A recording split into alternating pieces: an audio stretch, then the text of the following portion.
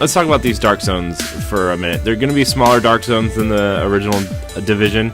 In the original division, there's one big dark zone that you could access different points as you gained levels, but everybody was kind of in the same spot, and it instanced 24 people into the same area. And so this, in these dark zones, there's 3 smaller ones instancing in 12 people per area.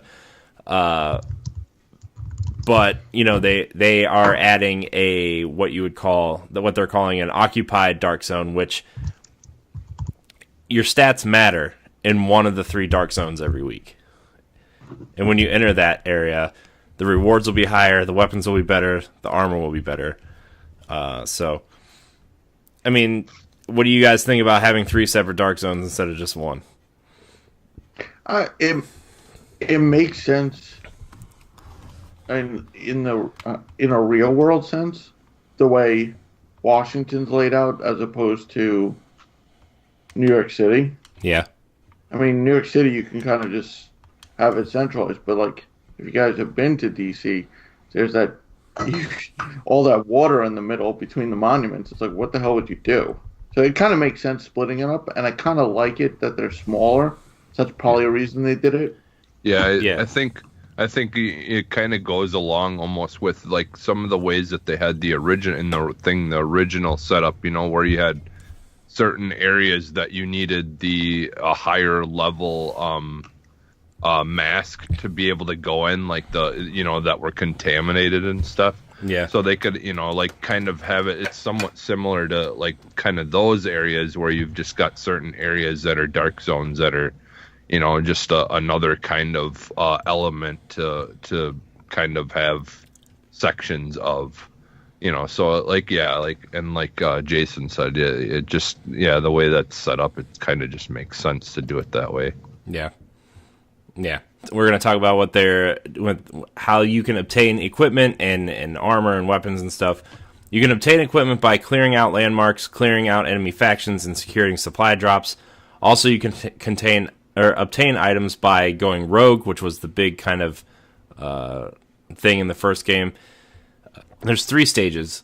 There's rogue, which is non-lethal agent activity, disavowed rogue, which is lethal rogue agent activity, and then manhunt status, which you become, if you perform too many rogue actions, you become a high priority target for other people to actually go and hunt you down in the dark zone. So it's like they listened to the show last week. We talked about I know just that thing.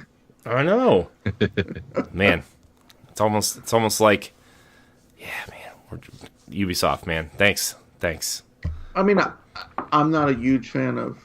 I wasn't a huge fan of the Dark Zone as it is. I don't really. It's more PvP in general, but it does give you an incentive to be a rogue. Mm-hmm. But then it's almost like you can't do it too much because you get that manhunt status. Like you do it a few times, nobody will really notice except the people you killed. But then my guess is once you get in that dark zone, you'll be notified that this person's flagged. Mm-hmm.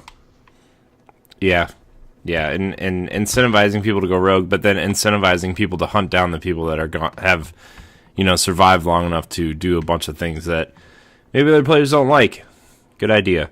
So, but when you do go rogue, you gain kind of these not really special abilities: lockpick, supply crates, steal contaminated gear from other players before extraction, and hack SHD terminals for better gear. So they do actually incentivize you to go rogue too, which is kind of nice, like you just said, Jason. But outside of going rogue, in the dark zones, you obtain equipment, like I said, from clearing out landmarks, clearing out enemy factions, securing supply drops. There are a couple different things to take note here. There's the occupied dark zones where your stats, weapons, and armor matter for a more hardcore experience, for higher risk and higher rewards. But there's also the normalized status environments, which is the other 2 dark zones that week, which are not occupied, where everything is of equal status regardless of equipment. Think Destiny's Crucible, where it doesn't really matter what your power level is. You can just go in there and kind of do your thing, whether you're level 1 or 50. So that's kind of cool. We I don't- said that last week too. I They're know. definitely listening. To I know us. they're definitely listening.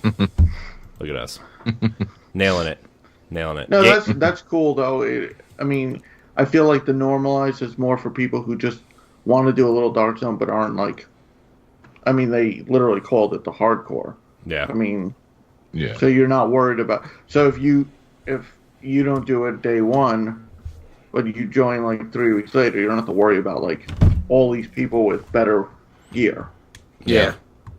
That'd be nice. I might actually go in and try to do some Dark Zone stuff just for that reason, because the reason why I didn't go into the Dark Zone the last time, I mean, I did for a little bit, but once it gets, out of hand, when people play that, and that's the only game people play, right? Like, they find all the best stuff and they're already more powerful, and you go in there and you just get wrecked, and if things are a little bit more normalized, it'll incentivize me to go in there and actually kind of play around with stuff before I actually, get murdered from normal people instead of high-ranking people. So I'll just go in there and Jesse will wreck shop while I pick up all the stuff. That's the plan. So Yeah, I barely did anything in the Dark Zone in the first one too, Ditto. because I just it was like, unless I was playing with Pat or whatever, there was, if you're just going in by yourself all the time, it really wasn't worth it. So You at least needed like one other person to try and survive. Yeah. Yeah. So that's cool. Dark Zone returning. Kind of excited to explore it with the normalized zones there.